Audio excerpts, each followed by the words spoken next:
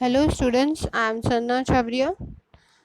Today we will discuss lesson number 2 from your OC book, that is Principles of Management.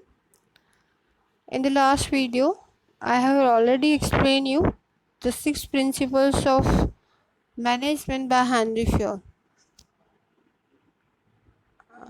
From today, I will explain you uh, principle number 7, that is remuneration of personnel. Remuneration means return against the service provided by employees. According to this principle, remuneration to employees of a company should be suitable. Ideal payment of wages makes a stronger relationship between owner and employees. All employees do not work with the same efficiency in a unit. There are some efficient employees who are giving more production and doing more work. They should be compensated against their efficiency. By doing this, worker turnover rate decreases. Promotional schemes like bonus, profit sharing, representation in managerial committee should be implemented for skilled workers. अब next point क्या दिया हुआ है, remuneration of personal. Generally पहले तो हम remuneration का मतलब समझ लेते हैं. रेम्यूनरेशन होता क्या है. रेम्यूनरेशन यानी एम्प्लॉयज़ के द्वारा जो भी सर्विसेज दी जा रही हैं उसको हम जो भी मॉनेटरी फॉर्म में रिटर्न दे रहे हैं, दैट इज़ कॉल्ड रेम्यूनरेशन. तो रेम्यूनरेशन ऑफ पर्सनल क्या है. इस प्रिंसिपल के according remuneration of personal means कि जो एम्प्लॉयज़ है एक कंपनी के, उनको जो रेम्यूनरेशन है वो एक आइडियल वे में, एक सूटेबल वे में मिलना चाहिए, जिससे जो ऑनर एंड एम्प्लॉयज़ के बीच का जो रिलेशन है और भी स्ट्रॉन्ग बनता है. क्योंकि अगर एम्प्लॉयज़ को उनकी सर्विसेज के अगेंस्ट में हम प्रॉपर फॉर्मेशन में रेम्यूनरेशन दे रहे हैं तो ये रिलेशन स्ट्रॉन्ग बनेंगे. जनरली क्या होता है कि ऑल एम्प्लॉयज़ जो है सिमिलर एफिशिएंसी से काम नहीं करते हैं. कुछ ऐसे एम्प्लॉयज़ होते हैं जो ज़्यादा प्रोडक्शन करते हैं, ज़्यादा वर्क कर सकते हैं, उनकी मेंटल एंड फिज़िकल कैपेसिटी ज़्यादा होती है, तो उनको उनके एफिशिएंसी के अकॉर्डिंग कॉम्पेंसेट करना चाहिए, जिससे जो टर्नओवर रेशियो जो है वो डिक्रीज़ हो जाता है. क्यों डिक्रीज़ होगा? क्योंकि अगर ये हर एक एम्प्लॉय को उनकी एफिशिएंसी के अकॉर्डिंग वर्क लिया जाएगा और उनकी एफिशिएंसी के अकॉर्डिंग ही उनको पे भी किया जाएगा, तो उनमें एक सेटिस्फैक्शन रहेगा कि एटलीस्ट जितना हम काम कर रहे हैं उतना ही हमें रिटर्न भी मिल रहा है.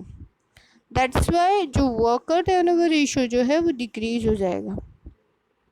साथ साथ इन रेम्यूनरेशन के साथ कुछ प्रमोशनल स्कीम भी होनी चाहिए वर्कर्स के लिए, जो स्किल्ड वर्कर्स हैं उनके लिए, जिसमें उनको bonus, profit sharing, representation in managerial committee, यानी कमेटी में, मैनेजर कमेटी में भी उनको रिप्रेजेंटेटिव तरीके वर्क करने की एक अपॉर्चुनिटी देनी चाहिए, जिससे जो स्किल्ड वर्कर्स हैं वो और भी एफिशिएंट बनते जाएंगे.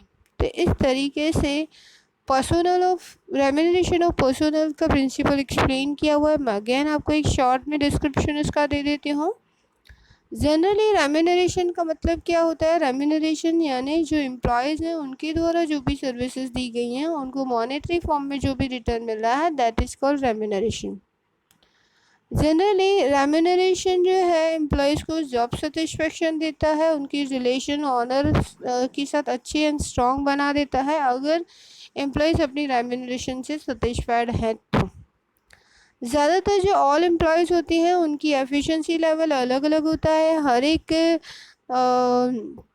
एम्प्लॉय सेम लेवल पे वर्क नहीं कर सकता, उनकी एफिशिएंसी लेवल डिफरेंट होते हैं. तो डिफरेंट पीपल के अकॉर्डिंग, डिफरेंट एम्प्लॉयज़ के अकॉर्डिंग, उनकी कैपेसिटीज़ के अकॉर्डिंग उनको कॉम्पेंसेशन मिलना चाहिए. और अगर उनकी एफिशिएंसी के अकॉर्डिंग उनको कॉम्पेंसेशन दिया जाता है तो obviously turnover ratio, worker turnover ratio decrease हो जाता है. इसके साथ साथ जो वर्कर जिनकी एफिशिएंसी लेवल हाई है उनके लिए कुछ खास प्रमोशनल स्कीम्स की भी अपॉर्चुनिटी उनको देनी चाहिए, जैसे कि बोनस, प्रॉफिट शेयरिंग, मैनेजरियल में एज अ रिप्रेजेंटेटिव फंक्शन करना. इस टाइप की प्रमोशनल स्कीम्स खास उन एफिशिएंट वर्कर्स के लिए होनी चाहिए जिससे उनको सेटिस्फेक्शन मिले. तो इस तरीके से ये प्रिंसिपल ऑफ मैनेजमेंट एक सेटिस्फेक्शन क्रिएट करता है और इसको यूज़ करके एज ए गाइडलाइन एक यूनिट में यूज़ किया जाता है सक्सेसफुल इम्प्लीमेंटेशन के लिए। हमारा 7 नंबर है, दैट इज़ कॉल्ड सेंट्रलाइजेशन। अब सेंट्रलाइजेशन एंड डिसेंट्रलाइजेशन दोनों को आपको यहाँ पे एक्सप्लेन मैं करती हूँ। There must be clarity that to which extent centralization or decentralization should be done to make successful management infrastructure. If powers are not delegated, it is centralization. To make best use of employees' strength, principle of centralization should be adopted. Centralization has a low success ratio in giant-sized units, hence centralization and decentralization is done as per the size of the unit. Generally पहले तो ये knowledge होना चाहिए कि एक successful management के infrastructure के लिए हमें क्या अडॉप्ट करना चाहिए, वेदर वो सेंट्रलाइजेशन पावर होना चाहिए कि decentralization power. But what is centralization and what is decentralization? Centralization यानी पावर्स सबको डेलीगेट ना किया जाए, एक ही पर्सन के हाथ में पावर्स हो, दैट इज कॉल्ड सेंट्रलाइजेशन। और डिसेंट्रलाइजेशन का मतलब क्या होता है, जहाँ पे पावर जो है डिस्ट्रीब्यूट हो जाते हैं अलग अलग पर्सनालिटीज़ के बीच में। जनरली जब बिजनेस का यूनिट लार्ज हो तो वहाँ पे सेंट्रलाइजेशन पावर यूज़ नहीं कर सकते, क्योंकि वहाँ पे उसका सक्सेस रेशो काफ़ी लो रहता है। जितना यूनिट ज़्यादा वहाँ पे डिसेंट्रलाइजेशन को अडॉप्ट करना पड़ता है। तो ये डिपेंड करता है कि साइज़ ऑफ द यूनिट कैसा है। यूनिट का साइज़ बड़ा होगा तो डिसेंट्रलाइजेशन अडॉप्ट करना पड़ेगा, अगर यूनिट साइज़ छोटा है तो हम सेंट्रलाइज यूज़ कर सकते हैं। अभी मैं by the way of example आपको एक्सप्लेन करती हूँ कि सेंट्रलाइजेशन और डिसेंट्रलाइजेशन में क्या डिफरेंस है। जैसे कि हम पहले सेंट्रलाइज की बात करें, मैं सपोज ले लेती हूँ कि एक ABC फर्म है या ABC यूनिट है, और वो यूनिट में फंक्शन जो कर रहे हैं वो जो all top most authoritative persons हैं वो सारे पावर्स अपने हाथ में ही रख रहे हैं। यानी समझो मैं एक बोल रही हूँ कि यहाँ पे CEO है जो सारे पावर जो है अपने हाथ में ही रख रहा है, बाकी के नंबर ऑफ पर्सन्स को कोई पावर डेलीगेट नहीं कर रहा है, दैट इज कॉल्ड सेंट्रलाइजेशन। ठीक है, ओके। बट वहीं पे अगर ऐसा हो कि एक ABC फर्म हो और उसमें जो managing director and top most authorities हैं वो पावर पूरा का पूरा अपने हाथ में ना रख के अलग अलग पर्सनालिटीज़ में वो डिवाइड कर दें। जैसे कि अलग अलग डिपार्टमेंटल हेड है, कि एक परचेज डिपार्टमेंट है, प्रोडक्शन डिपार्टमेंट है और एक सेल्स डिपार्टमेंट है, और इनके एक्सपर्ट्स हैं यहाँ पे इनके और इसका एक्सपर्ट है। ठीक है, ये एक्सपर्ट पर्सनालिटीज़ को इन्होंने क्या किया, पावर डिस्ट्रीब्यूट करके दे दिया तीनों को। ठीक है, तो ये क्या हुआ, दैट इज कॉल्ड डिसेंट्रलाइजेशन। ठीक है, तो ये डिफरेंस है दोनों के बीच में। क्लियर? ये आपको अच्छे से समझना है क्योंकि आपको नेक्स्ट चैप्टर में भी ये कंसेप्ट आएगा सेंट्रलाइजेशन और डिसेंट्रलाइजेशन का, क्योंकि वहाँ को आपको अंडरस्टैंड करने के लिए मैंने अच्छे से यहाँ पे एक्सप्लेन कर दिया। ठीक है, अब है scalar chain. This principle emphasizes on creating chain from top level management to bottom level employees. Chain of power from higher administrative officers to bottom level employees should not be broken. Powers and responsibilities should be vested as per their respective level. Employees working in the unit should be aware of what is responsible to whom. As a result, scalar chain occurs, which moves from top to bottom and from bottom to top. Actually scalar chain है क्या, ये एक type का chain है जो from the top level to bottom level यानी work करता है। ज़्यादातर ये ध्यान रखा जाता है इस प्रिंसिपल के अकॉर्डिंग, जो ऑल यानी चेन है, chain of power and responsibilities जो एडमिनिस्ट्रेटिव ऑफिसर जो है बॉटम लेवल तक पहुंचाते हैं, ये चेन कभी ब्रेकअप नहीं होना चाहिए। होता क्या है कि जो टॉप मोस्ट अथॉरिटीज़ होती हैं वो पावर एंड रिस्पॉन्सिबिलिटीज़ जो है वो डिस्ट्रीब्यूट करते हैं उनकी सब लेवल्स में। एंड समझो टॉप से मिडिल में आया, मिडिल से बॉटम लेवल ऑफ मैनेजमेंट में पावर्स एंड रिस्पॉन्सिबिलिटीज़ डिस्ट्रीब्यूट की गई। एंड देन फंक्शन कंप्लीट करने के बाद जो एम्प्लॉयज़ हैं वो रिस्पॉन्सिबल होते हैं उनके नियर सुपीरियर के लिए, और वो क्या करते हैं, एक रिपोर्ट बनाते हैं, रिपोर्ट पेश करते हैं, फ्रॉम बॉटम टू टॉप वो मूव होती है। That is called scalar chain. यानी यहाँ पे हमें इम्पॉर्टेंट चीज़ को समझाया हुआ है कि प्रिंसिपल ऑफ मैनेजमेंट में ये भी स्केलर चेन एक प्रिंसिपल ऑफ मैनेजमेंट है जो मैनेजमेंट की एक्टिविटीज़ को परफॉर्म करने के लिए ज़रूरी है। जो पावर एंड रिस्पॉन्सिबिलिटीज़ डिस्ट्रीब्यूट की जा रही हैं from the top to bottom, तो वो प्रॉपर मूव होना चाहिए, और उनकी जो रिपोर्ट्स पेश की जाती हैं वो भी फ्रॉम बॉटम टू टॉप जानी चाहिए, और उसकी चेन में कोई डिस्टर्बेंस, कोई ब्रेकअप नहीं होना चाहिए। Next one is order.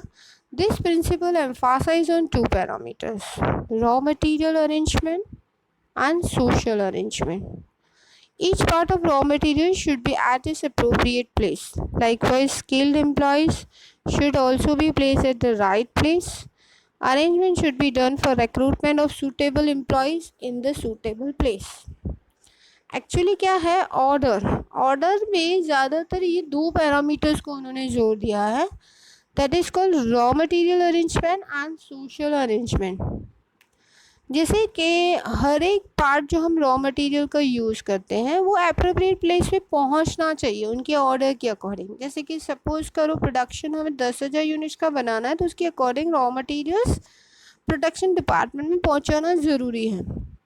इसी तरीके से जो स्किल्ड एम्प्लॉयज़ हैं वो राइट प्लेस पे उनका रिक्रूटमेंट करना बहुत ज़रूरी है। राइट प्लेस पे राइट टाइम पे राइट पर्सन होना चाहिए जो फंक्शनिंग करे, और इसीलिए उन सूटेबल एम्प्लॉयज़ के रिक्रूटमेंट के लिए प्रॉपर अरेंजमेंट, प्रॉपर प्लेसमेंट होना ज़रूरी है।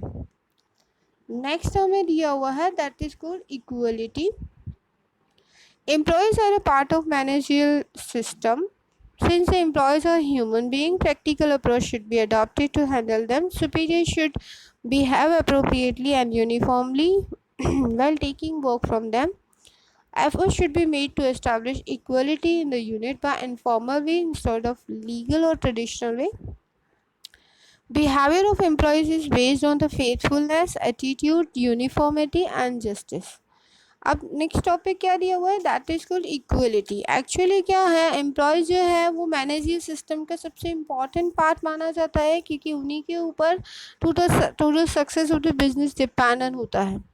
जैसे कि एम्प्लॉयज़ जो है ऑब्वियसली ह्यूमन बीइंग है, तो यहाँ पे जब भी हम उनको हैंडल कर रहे हैं तो एक प्रैक्टिकल अप्रोच को हमें यूज़ करना चाहिए।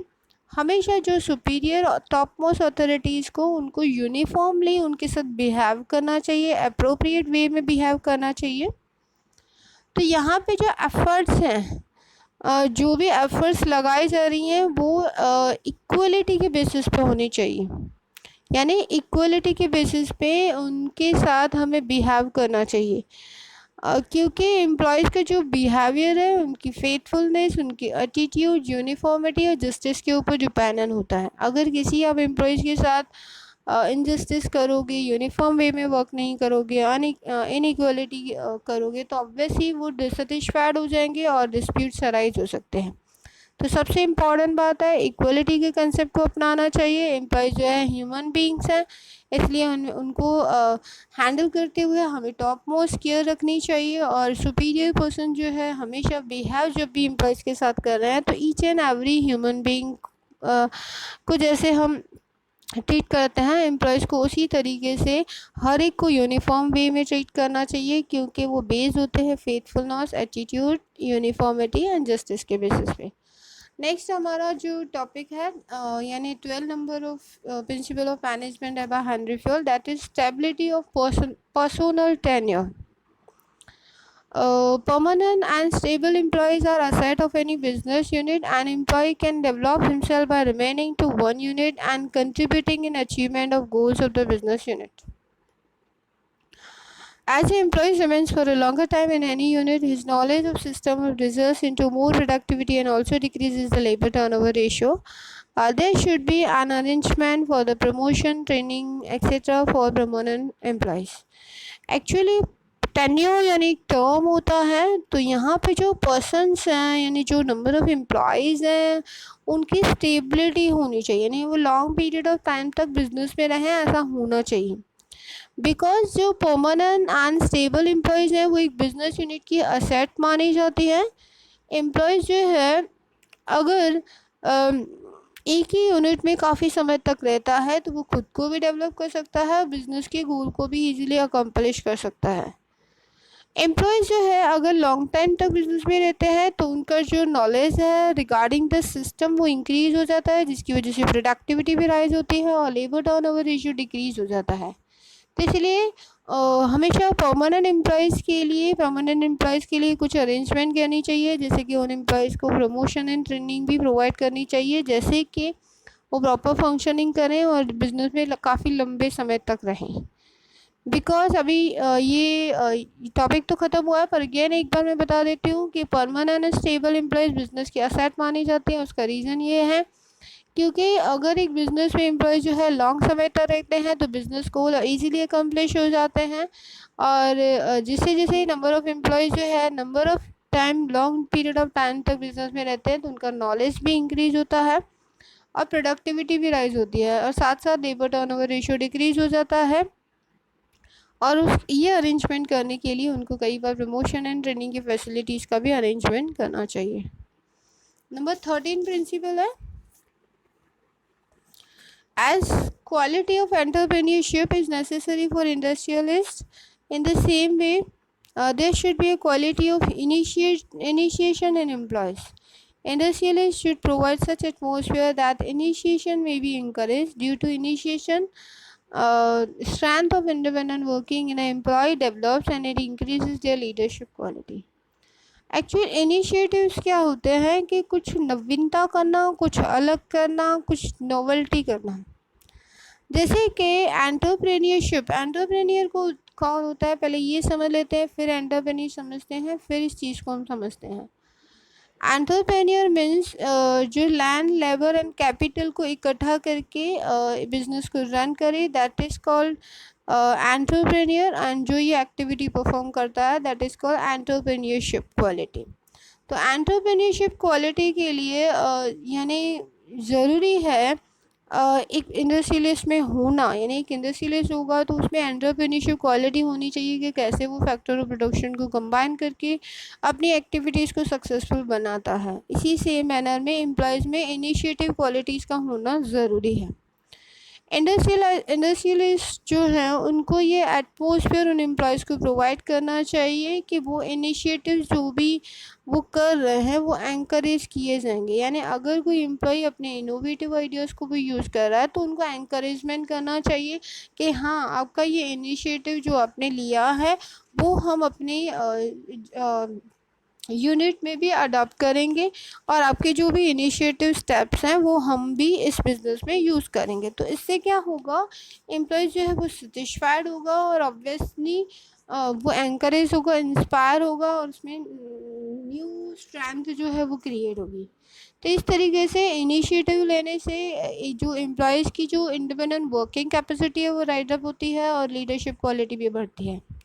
अगेन मैं एक बार आपको बता देती हूँ, इनिशिएटिव मीन्स क्या होता है। जैसे कि इंडस्ट्रियलिस्ट में एंटरप्रेन्योरशिप क्वालिटी का होना ज़रूरी है, वैसे ही एम्प्लॉयज़ में इनिशिएटिव क्वालिटी का होना ज़रूरी है। इंडस्ट्रियलिस्ट को हमेशा एक एटमॉस्फेयर ऐसा क्रिएट करना चाहिए कि जो एम्प्लॉयज़ अगर इनिशिएटिव कर रहे हैं तो उनको एनकरेज करें, जिससे उनकी इंडिपेंडेंट जो वर्किंग कैपेसिटी है, स्ट्रेंथ है, वो राइजअप होती है, जिसकी वजह से उनमें लीडरशिप क्वालिटी भी इंक्रीज होती है। Next one is esprit de corps, जिसका मतलब होता है feeling of oneness. Success of an industrial unit lies in mutual relations of managers and employees and there should be a harmony in both classes.